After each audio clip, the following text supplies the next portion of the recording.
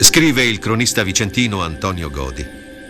Cambiò completamente, infatti da dolce e affidabile mutò in arrogante e superbo. Nel parlare terribile spaventava la gente soltanto col suo aspetto. Il passo ardito era molto sospettoso. Mandò al supplizio molta gente innocente, crudele, mai misericordioso e sempre incline a ogni forma di delitto. Ad accrescere la ferocia del personaggio si narra delle terribili prigioni di Padova costruite in riva al Bacchiglione, entro quell'area del castello che contiene l'attuale Torre della Specola.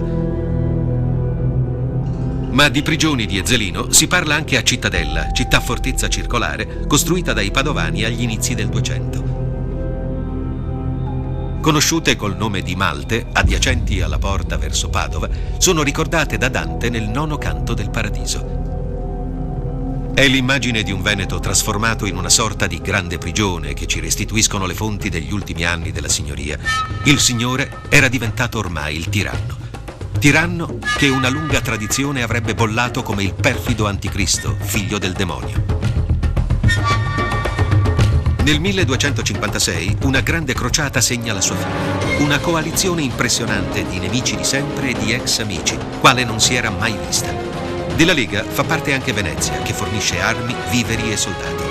Cade Padova, scricchiola anche Vicenza, ma la battaglia non è ancora perduta. Devo allargare il mio dominio in Lombardia. Brescia è già nelle nostre mani.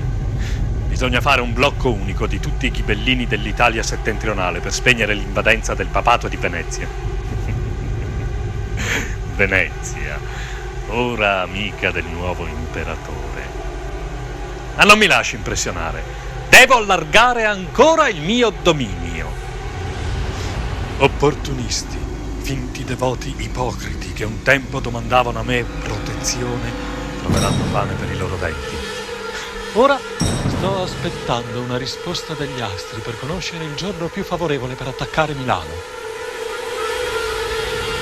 Sul finire dell'agosto 1259, gli astrologi di corte predicono il momento propizio per la campagna militare. Ma la previsione è disattesa. Bloccato e accerchiato a Cassano d'Adda, deve arrendersi al potente esercito degli avversari. Ferito e imprigionato, muore, o meglio si lascia morire, dopo pochi giorni. L'anno dopo, nel 1260, l'epilogo della grande vicenda.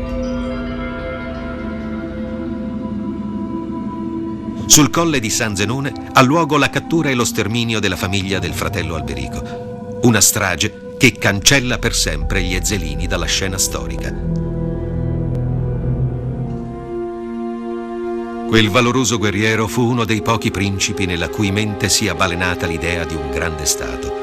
Altri grandi principi caddero combattendo per quell'idea e caddero perché era scritto che per diventare nazione non basta il volere di un tiranno o l'interesse di una famiglia, ma il consenso unanime di un popolo.